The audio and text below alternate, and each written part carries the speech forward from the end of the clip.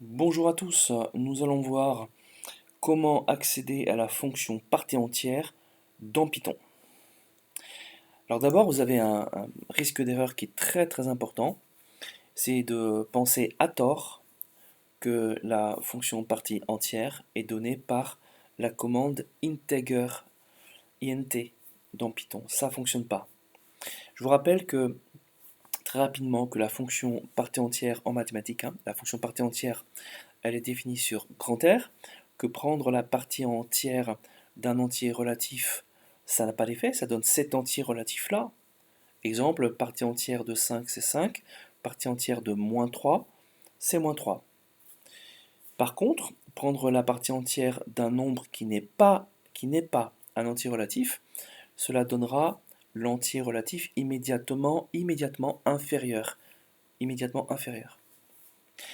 Donc, un exemple, partie entière de 4,1, ça donne 4,1 n'est pas un entier relatif, donc ça va donner l'entier relatif immédiatement inférieur qui est 4. Partie entière de 4,1 c'est 4, partie entière de 3,8, ça sera un autre exemple.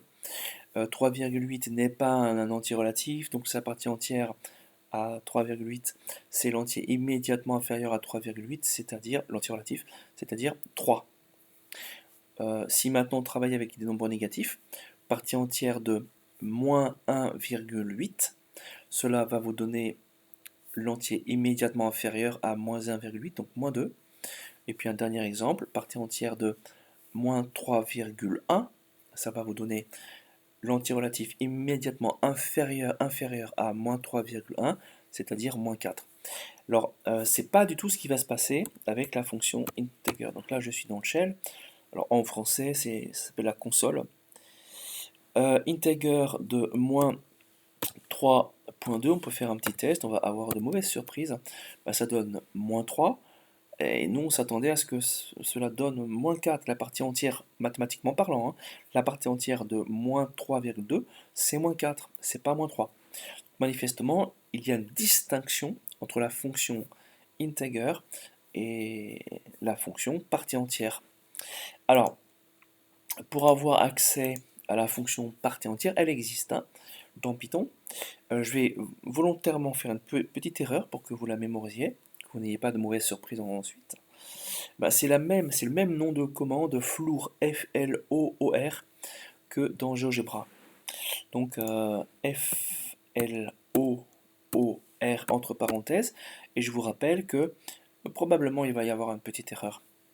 Floor de moins 3.2, pour reprendre notre exemple, qui devrait être égal à moins 4. Si j'appuie sur Entrée, vous avez un message d'erreur, parce que le nom de commande n'est pas reconnu. Simplement, alors je ferme l'assistant. Alors l'explication c'est très simple, c'est que floor c'est un nom de fonction, donc d'un point de vue informatique c'est une fonction. C'est le nom d'une fonction qui est présente, cette fonction, dans la bibliothèque math de Python. Cette bibliothèque, il faut la charger, ou bien simplement importer floor. Alors moi je préfère importer toute la bibliothèque, clear, le shell. Alors from, je peux le faire à l'intérieur du shell l'importation. From, depuis. Je peux le faire aussi à l'intérieur d'un programme, je vous rappelle l'importation. Depuis la bibliothèque math, M-A-T-H, il n'y a pas de S, math, import tout, étoile. J'appuie sur Entrée. Donc à partir de maintenant, la fonction floor va être reconnue.